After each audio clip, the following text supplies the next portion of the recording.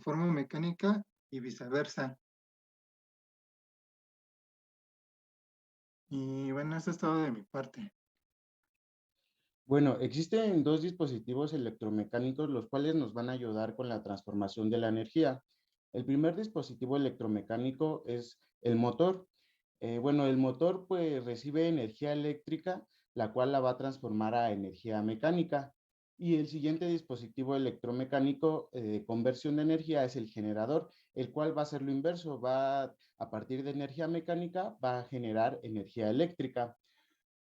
Bueno, aquí puse unas imágenes de los motores. En la imagen de la derecha podemos ver un motor chiquito, los cuales que yo creo que todos han usado para hacer los circuitos, que pues la puntita que tiene pues gira, ¿no? A partir de que lo conectamos en un circuito y conectamos nuestra pila, pues ese motor gira, ¿no?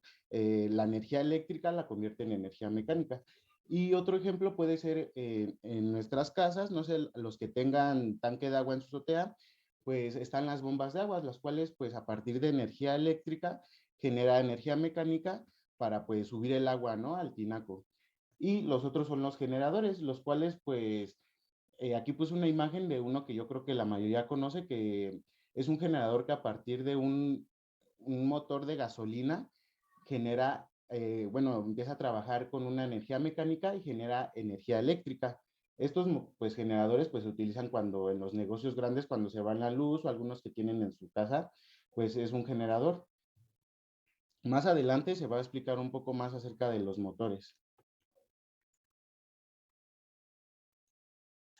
Bueno, yo les hablaré acerca del diagrama de un sistema electromecánico y aquí tenemos en rasgos generales la parte eléctrica y la parte mecánica y a continuación veremos más a fondo cada parte.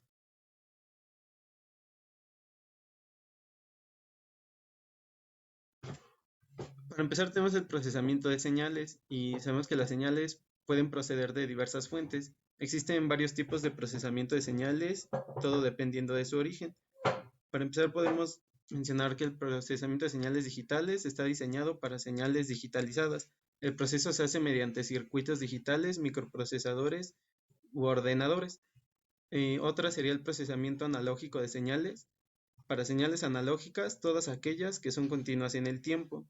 Y otro ejemplo sería el procesamiento de señales de audio, todas las señales electrónicas que representen sonidos. La segunda parte sería el acondicionamiento de las señales. Este se lleva a cabo mediante un instrumento llamado acondicionador de señal y este instrumento convierte un tipo de señal eléctrica, que sería la señal de entrada, en una señal mecánica, que sería la señal de salida o viceversa, como le dijo mi compañero. El objetivo principal consiste en amplificar la señal y convertirla a otro formato fácil de leer y compatible con los fines de adquisición de datos o de control de una máquina. Y aquí en la imagen podemos ver las diferentes funciones que hace este acondicionador de señal, que es la amplificación, el filtrado, la linealización y la conversión de magnitud. Siguiente, por favor. La tercera parte son los motores actuadores eléctricos. Bueno, como vemos, son actuadores y pueden ser electromagnéticos, calefactores, electromotores o pantalla de cristal líquido. Estos son dispositivos que llevan incorporado un motor eléctrico y un reductor que permite accionar cualquier dispositivo para llevar a cabo alguna acción. Un ejemplo es que se emplea en la industria para accionar compuertas o diferentes elementos que ponen en comunicación un proceso con otro. El actuador eléctrico es el que almacena los datos para posteriormente esta información la procese por parte de control y se encargue de conectarlo y desconectarlo según la necesidad que tengamos. Y está finalmente los transmisores de movimiento, que ya son los elementos encargados de transmitir el movimiento entre el eje de la entrada y el eje de salida de la máquina. También pueden aumentar o reducir su velocidad. Tenemos el ejemplo de un rodamiento de Valero LM25 para una impresora 3D, que hace un movimiento lineal.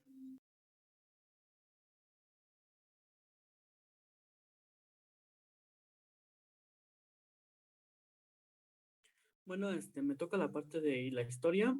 Entonces empezamos porque, como se dice, esto es una combinación que afecta tanto el electromagnetismo, la ingeniería eléctrica y la ingeniería mecánica. Entonces, pues la historia de esto es la historia de estos que dije.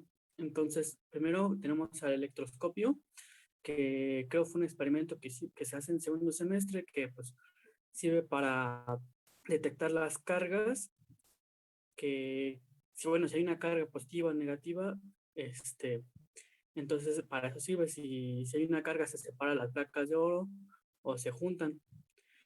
Y tenemos la botella de Leyden, que es un dispositivo que permite almacenar cargas eléctricas y se puede considerar como el primer condensador. Siguiente, por favor. Luego está el pararrayos, que el pararrayos es un instrumento que sirve para descargar a tierra los rayos eléctricos para que no impacten directamente a los edificios. Siguiente, por favor. Y luego tenemos la parte de la hiladora Geni y la lanzadera mecánica. Estos son inventos que facilitaron el proceso de la industrialización. Tenemos primero la hiladora Jenny, que fue creada por el inglés James Hargreaves en Inglaterra. Y luego llega la lanzadera mecánica, que lo que hace es darle más velocidad al proceso de tejido. Y ahí entonces primero vemos que se va mecanizando el proceso, llegando a lo que es el telar mecánico, que ya se utilizan más motores y esas cosas para que sea más rápido el proceso, que es lo que se hace ya hasta esta época. Siguiente, por favor. Luego tenemos la máquina de vapor, que es un motor de combustión que transforma la energía térmica de agua en energía mecánica, que se utilizó bastante durante la Revolución Industrial, lo que se basa más la Revolución Industrial. Siguiente, por favor. Entonces, con estos que se han mencionado, dan el surgimiento a la ingeniería mecánica y la ingeniería industrial. Entonces, Michael Faraday definió la inducción electromagnética con un experimento mediante el cual descubrió que una corriente podía ser inducida en un alambre con solo moverlo sobre un campo magnético. En este principio se fabricaron los motores y dínamos eléctricos. Con esto así surgió la ingeniería eléctrica. Entonces aquí tenemos lo que son el conmutador telefónico de barra cruzada y el conmutador Stroker. Entonces primero tenemos el conmutador Stroker, que es el primer conmutador telefónico automático que permite realizar las tareas realizar las tareas de conmutación mediante autómatas electromagnéticos. Así se evitaba la reducción de personal para el manejo de estos instrumentos. Y luego ya llega el conmutador telefónico de barras cruzadas, que llega para sustituir el otro conmutador. Siguiente, por favor. Luego llega Nikola Tesla, pues es de los que más aportó a que todo esto se diera en esa época, ya que él, pues como llegaron a saber, él está con lo de la corriente alterna y los descubrimientos de la bobina de Tesla, que era, si no mal recuerdo, lo que él buscaba era crear que a través de los rayos que hacía la bobina de Tesla, era llevar electricidad inalámbrica, y a través de eso también por la transmisión de información. Pero pues ya igual sabrán que pues cómo fue la historia, que pues no, en ese momento pues no tomó la relevancia que merecía todo lo que hizo, y pues nada más hasta esta época pues todavía sigue sigue impresionando todo lo que hizo en su momento. Eso es todo por mi parte, gracias. Bueno, existen diversos tipos de componentes que realizan un proceso electromecánico y a continuación les voy a mostrar algunos de los más relevantes. El primero de ellos es el relevador o relé y este es un, un interruptor que está controlado eléctricamente. Puede ser alimentado con corriente alterna o corriente continua. Un relé es un solenoide que está diseñado para funcionar como un interruptor. ¿Y qué es un solenoide? Es básicamente un alambre largo, el cual está enrollado sobre un cilindro y cuando pasa corriente eléctrica por un solenoide, este genera un campo electromagnético, por lo tanto el relé es considerado como un interruptor electromagnético. Siguiente, por favor. El interruptor es un dispositivo eléctrico que permite realizar una función ya sea de encendido o de apagado y se controla desde un mando. El funcionamiento es muy simple ya que consiste en dejar pasar a la corriente eléctrica en un circuito. Siguiente. Los interruptores son equipos que funcionan a partir de pulsos eléctricos y los utilizan para distribuir o redireccionar la cantidad de flujo a través de un objeto o una válvula. Un ejemplo de ello es una tubería o un sistema hidráulico o incluso lo llegan a utilizar en sistemas de gas. Siguiente, por favor. Por último, tenemos el motor eléctrico, que como ya se mencionó, es una máquina la cual convierte energía eléctrica en mecánica. Los componentes más comunes de un motor son el estator, el rotor, el conmutador y las escobillas. Siguiente. Aquí tenemos una imagen donde se detallan los componentes que les acabo de mencionar. Regularmente están formados por dos imanes y para motores más grandes ocupan electroimanes. Estos imanes recubren a el estator, que es el componente que si podemos ver está entre el número 2 y el número 3. Bueno, pues el estator es la parte fija, la cual está formada por alambres de cobre y estos alambres se enrollan en bobinas entre las ranuras situadas dentro del perímetro interior. Mm, el número 2, no, todavía no, ahí está. El número 2 es el rotor y es la parte que gira dentro de la máquina eléctrica. Seguimos con el conmutador, que es una especie de interruptor cuya función es cambiar la dirección de la corriente entre el rotor y el circuito externo. Como número 4 tenemos a las escobillas y una parte importante en los motores es que se debe de establecer una conexión fija entre la máquina con las bobinas del rotor y para esto se fijan dos anillos en el eje de giro y ya como último tenemos a la carcasa. Siguiente, por favor. Y ahora, ¿cómo es que funcionan estos elementos en conjunto y cómo es que hacen que el motor se mantenga en movimiento? Independientemente del tipo de imán que se utilice, ya sea un imán fijo o un electroimán, al recibir energía eléctrica, el estator va a generar un campo electromagnético giratorio, como se muestra en la figura 1 y en la figura 2. Por otro lado, si introducimos el rotor dentro del estator, este va a comenzar a girar, ya que de igual manera está conectado a, a una fuente de alimentación y al estar en movimiento, pues este también generará su propio campo magnético. En resumen, tanto el rotor como el estator generan su propio campo magnético y sus respectivos polos, y esta es la clave para mantener en movimiento al sistema. Siguiente, por favor. Aquí tengo otro ejemplo de cómo es que funciona el mecanismo un poquito más sencillo. Este esquema representa a el motor universal, el cual utiliza electroimanes. En los costados tenemos a el estator, que como ya les mencioné, es la parte fija del motor. Tenemos conectados un electroimán de cada lado y como podemos observar, cada uno tiene su respectiva marca de polaridad. El lado izquierdo es el sur y el derecho es el norte. Y en la parte central podemos ver que se encuentra el rotor. El rotor también tiene electroimanes, los cuales tienen sus conexiones correspondientes y estas conexiones son las escobillas. Aquí en la imagen podemos ver que son estos como rectangulitos de color negro. De igual manera, si observamos bien el rotor, también está generando un polo sur y un polo norte. Y como sabemos, polos iguales se repelen y los polos opuestos se atraen. y bajo este principio es que el motor comienza a girar. En la imagen que tenemos en la parte de abajo, podemos ver cómo es que las marcas de polaridad ya se movieron un poquito. Algo que hay que mencionar es que estos polos jamás van a alinearse, ya que al girar el rotor, las escobillas hacen contacto con una bobina diferente. Esto quiere decir que el polo norte y el polo sur del rotor regresan a su posición inicial, a la imagen que tenemos arriba.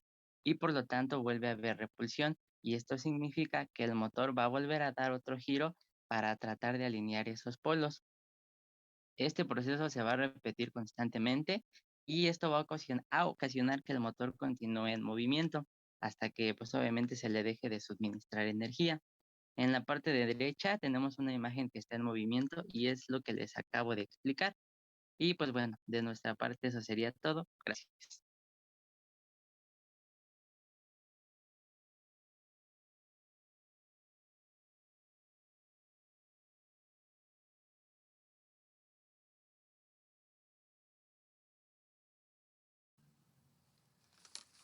Deben de recordar para el siguiente semestre, para cuando tomen la materia de señales y sistemas,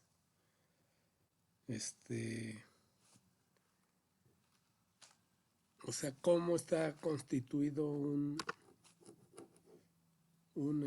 motor, porque sacan ecuaciones ya que vienen siendo el modelo matemático, y pues ahí entran componentes de tanto eléctricos como magnéticos. Ok, entonces les voy a dar algunas fórmulas para que las tengan presentes. Y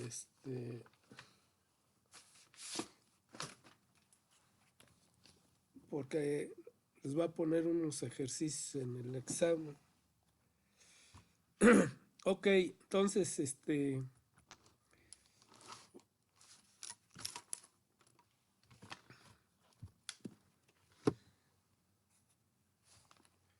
voy a mostrarles el pizarrón.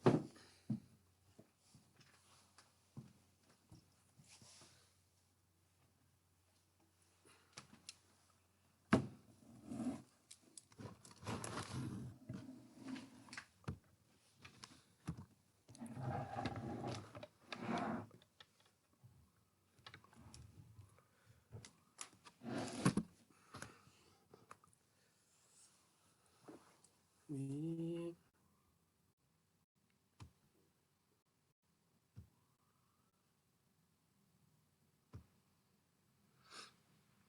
ok.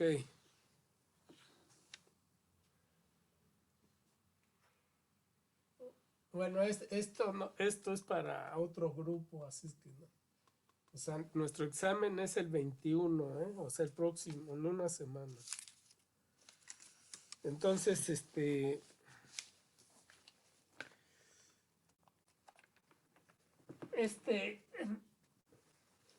en 1845, Newman cuantificó lo que es la ley de Faraday para obtener la magnitud de una fuerza electromotriz generada por la FEM, que es fuerza electromotriz.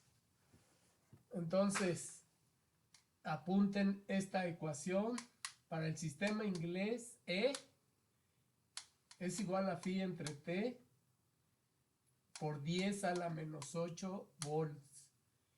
Esto, el sistema inglés, ahí el flujo magnético va a estar en Maxwell, ¿sí? Y cuando les hablen de un flujo magnético en Webers, nada más es phi entre T, ¿sí? Entonces copien esas dos ecuaciones y les voy a dictar un ejercicio para que calculen. Permítame tantito, profe. Sí. Lo que tienen que tener cuidado para aplicar las ecuaciones es saber en qué sistema están trabajando, si es sistema inglés o el sistema internacional.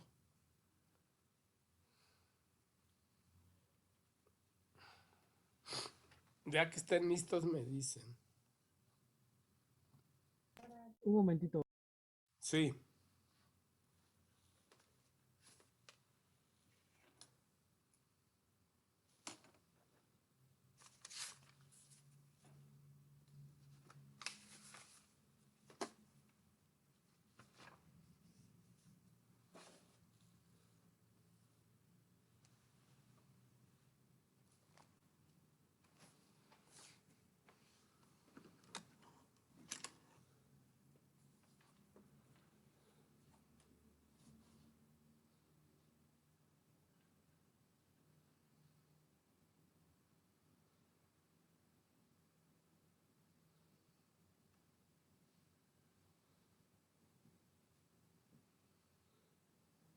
Una duda, profe.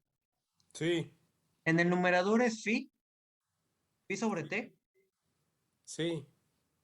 Es flujo magnético, phi.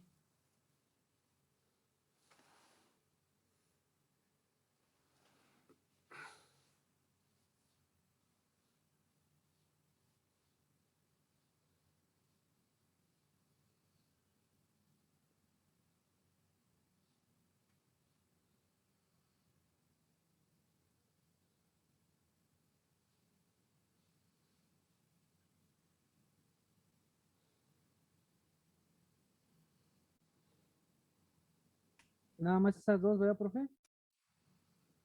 Sí, nada más copien esas dos ahorita. Ok. Y ahorita les voy a dictar un ejercicio.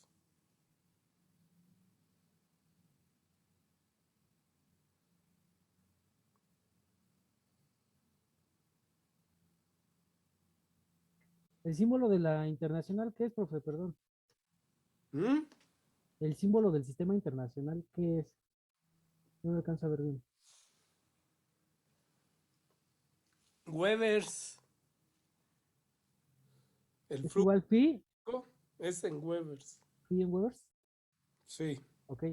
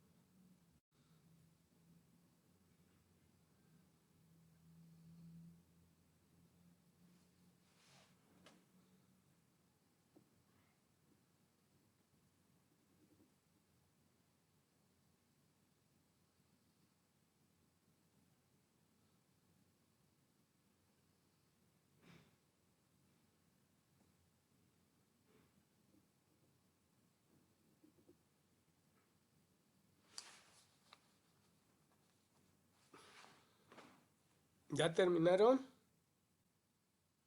Ya, profe. Sí. Ok, entonces ahorita van a escribir lo siguiente.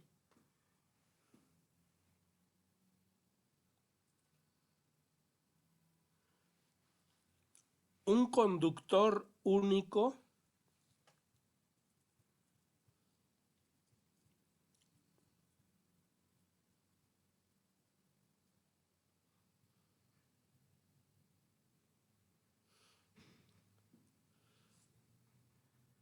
necesita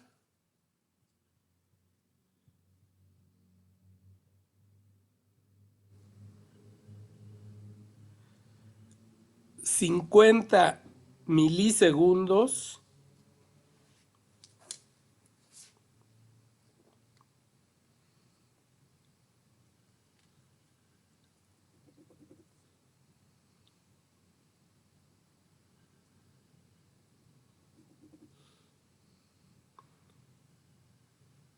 para moverse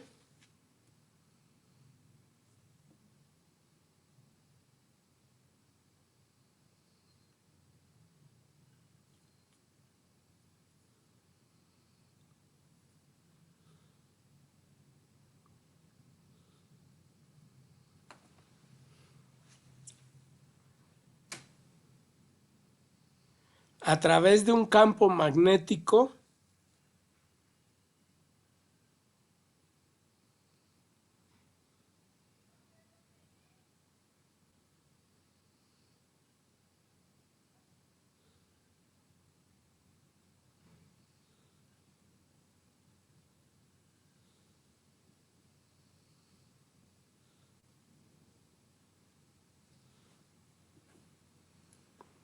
uniforme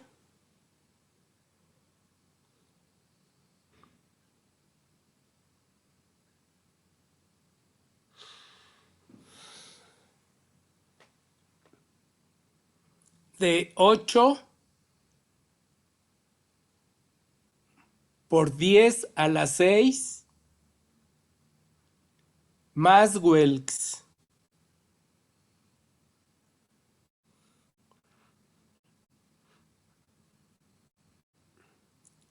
Punto y seguido, calcular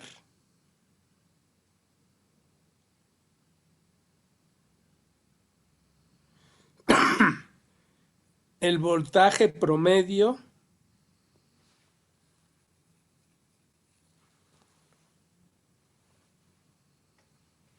que se genera en el conductor.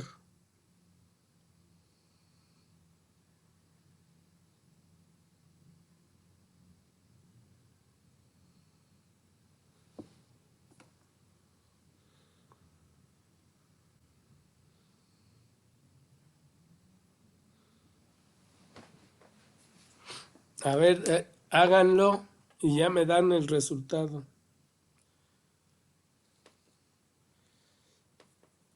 Para ver si están bien.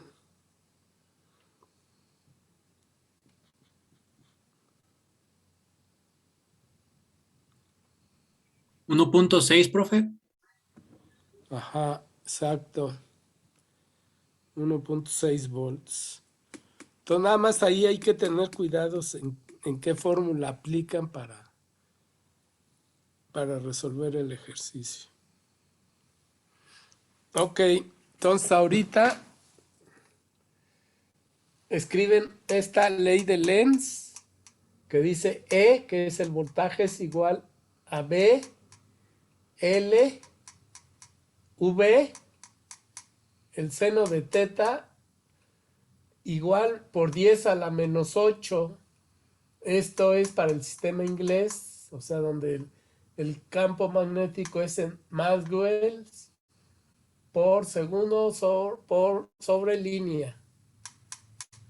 Y el sistema internacional pues es la misma E igual a B grande por L por V por el seno de teta. Este es el sistema internacional. ¿Y cómo van a saber? Pues por el flujo magnético. Aquí está dado en Webers. ¿Sí? Y hacen esta gráfica o este dibujo donde tenemos dos imanes, polo norte, polo sur, y tenemos un alambre conductor de longitud L. Esta longitud L es la que es bañada por el flujo magnético. Por convección, se dice que las líneas de flujo van del norte al sur, pero pues nunca se ha demostrado que eso sea realidad. También podría salir de sur a norte, pero bueno. Entonces, esta longitud L es una longitud activa, ¿sí? Eso recuérdenlo, porque la parte activa es la que es bañada por el flujo. O sea, este alambre conductor es más grande, pero la que la baña el campo magnético se le llama longitud activa, L. Y esta es la que se mueve en un campo magnético B para generar una FEM, fuerza electromotriz. Entonces copien todo eso y ahorita les dicto un ejercicio.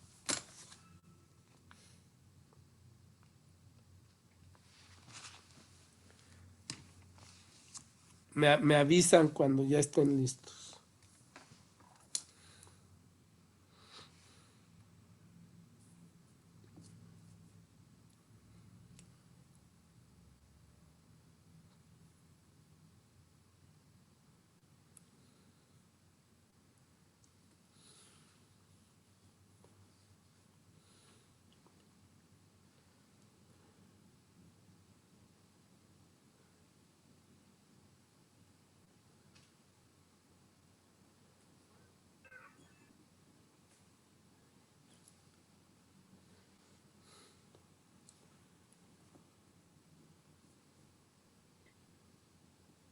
Profe, ¿qué dice hasta abajo de la conductor de longitud L que se mueve en un campo magnético?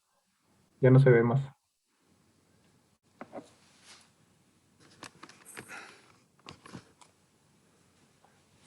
¿Ahí ya se ve bien? Sí, profe. Gracias.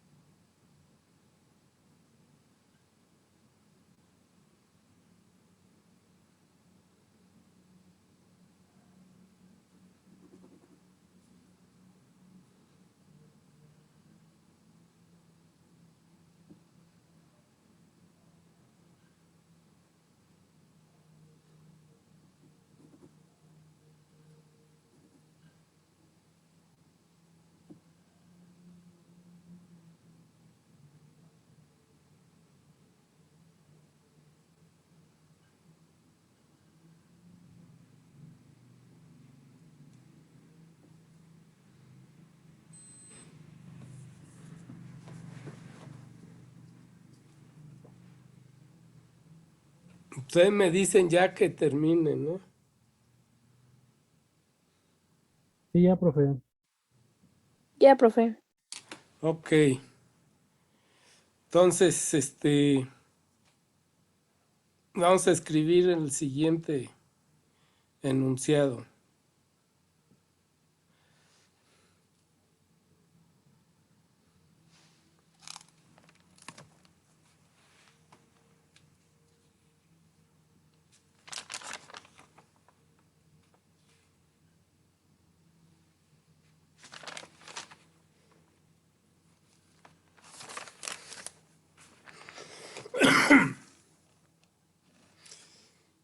Una máquina eléctrica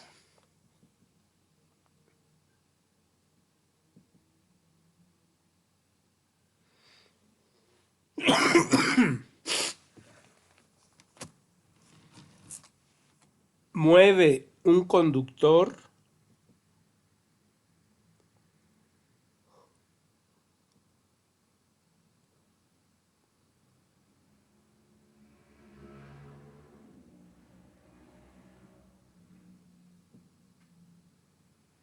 de 18 pulgadas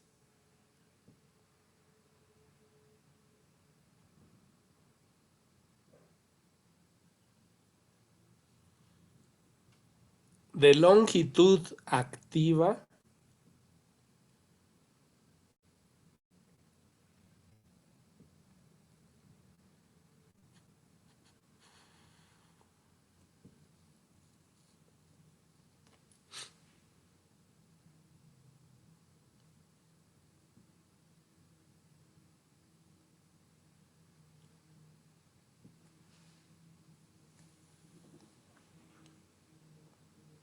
en un campo magnético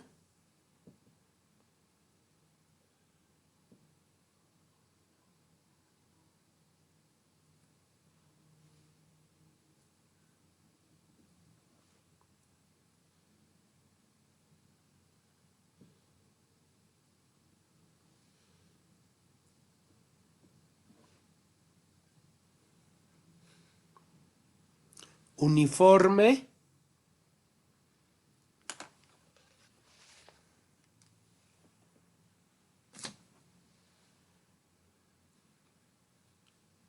de 50,000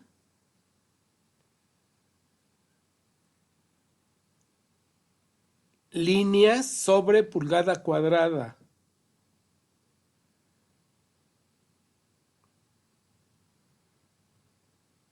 ¿Cómo dijo, profe? Un campo magnético uniforme de 50,000 líneas sobre pulgada cuadrada.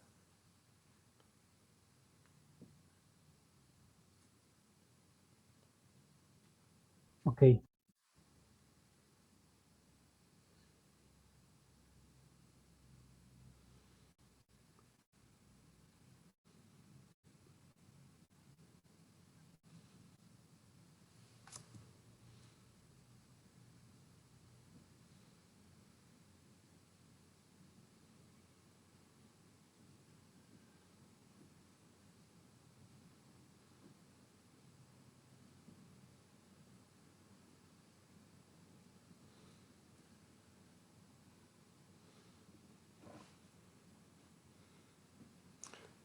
Cubriendo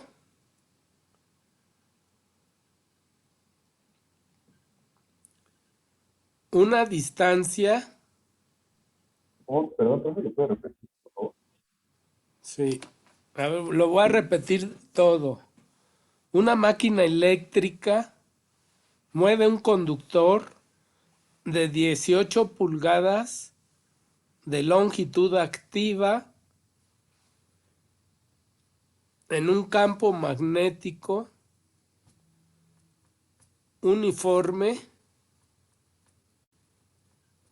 de 50,000 líneas sobre pulgada cuadrada, cubriendo una distancia de 720 pulgadas.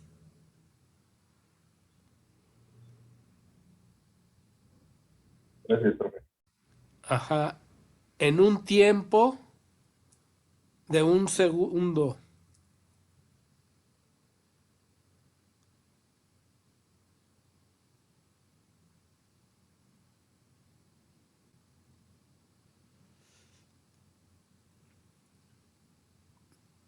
Para un ángulo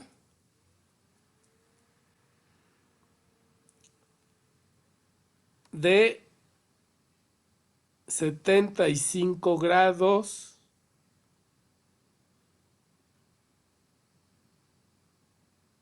con respecto al campo.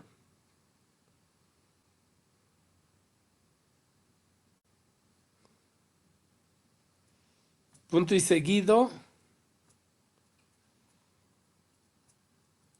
Bajo estas condiciones,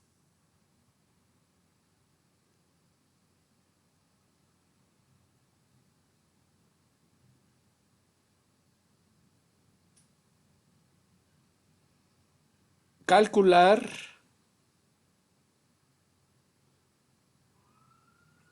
el voltaje instantáneo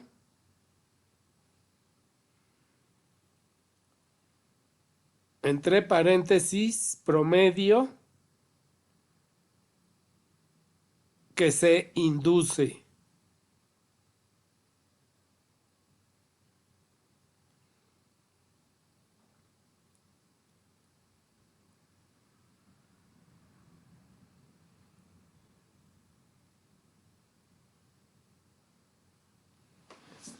Sale. Entonces, a ver, resuélvanlo.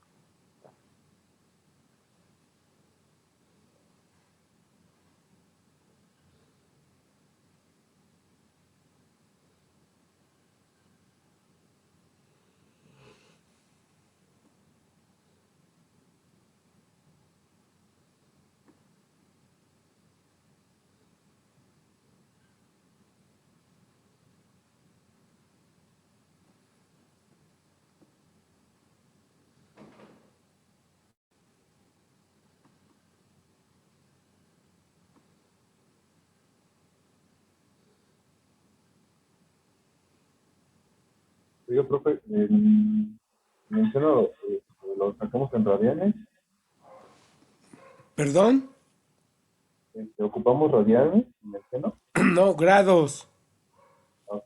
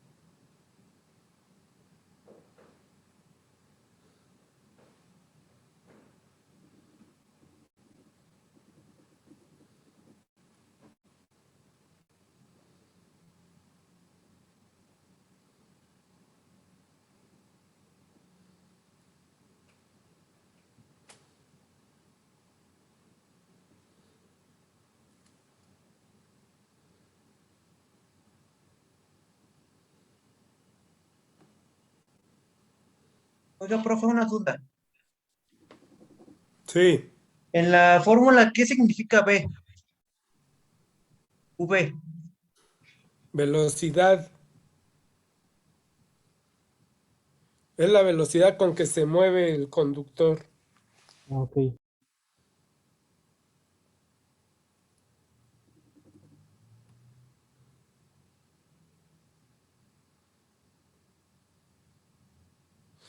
Oiga, profe, serían 62.5 nanovolts. ¿Cuánto? 62.5 nanovolts. No. No, o sea, algo hiciste mal.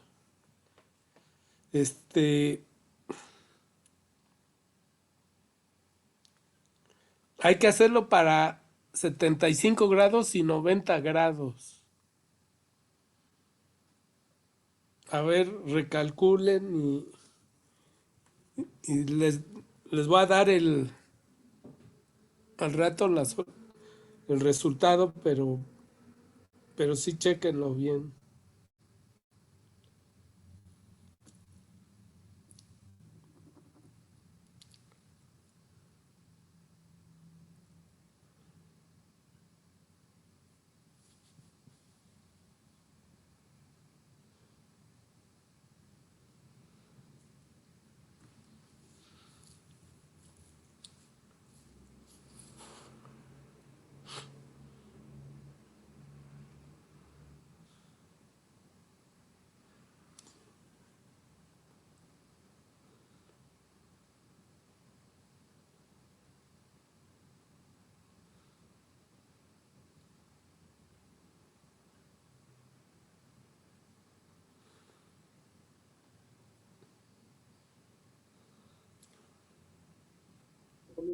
¿6.25, profe?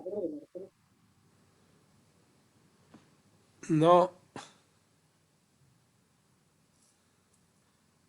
¿Para qué? ¿Cuántos grados? 75. No. ¿A cuántos dijo? ¿75 y qué? ¿90?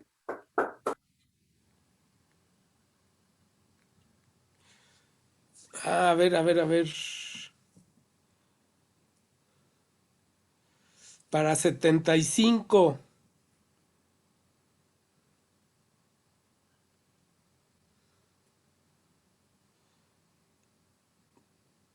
¿Cuánto les da? ¿Cuántos voltios?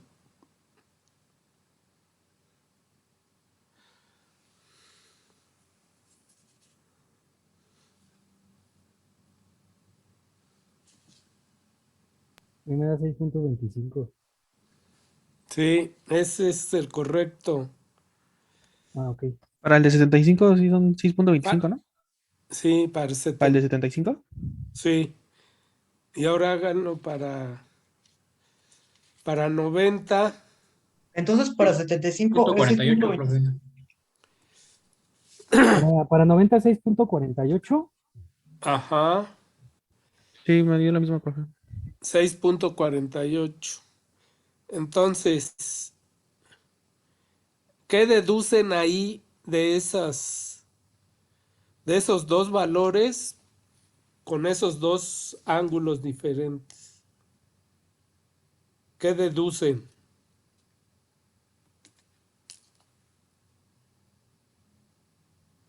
¿Hay un desfasamiento?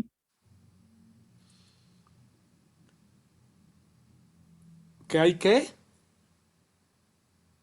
Un desfasamiento. No, o sea, sí hay una diferencia ahí, pero ¿no la ven? A ver, che, o sea, piénsenle.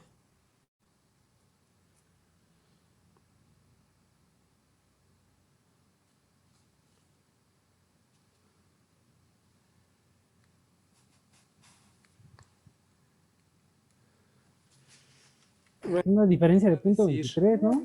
¿cuál es mayor, la de 90 o la de 75? La de 90. La de 90. Ajá, ¿y por qué será mayor? Porque el ángulo es más ¿Cómo grande. es? ¿Totalmente qué? Recto. Es un ángulo recto. O sea, es perpendicular, o sea, de 90 grados. Entonces, cuando se mueve el cable y hace un ángulo, va a disminuir el voltaje inducido. Ok, pues entonces, pues ahí disfruten las fiestas patrias ahí con calma. No se vayan a fiestas ahí en su casa. Ahí se compran las chelas y ven el grito por la tele porque no va a haber gente en el Zócalo. No, pues no, profe. Y y entonces también les recomiendo que se pasen las las presentaciones, o sea, que alguien las suba o las suban a la nube y de ahí las bajen todos. Bueno, ahí se organizan. O se las pasan así. ¿Tú cuál tienes? Yo tengo esto. ¿Sale? Entonces nos vemos y que disfruten sus fiestas patrias. Sí, profe, gracias. Hasta luego. Sale. Gracias. Bye. Hasta luego, profe. Bye.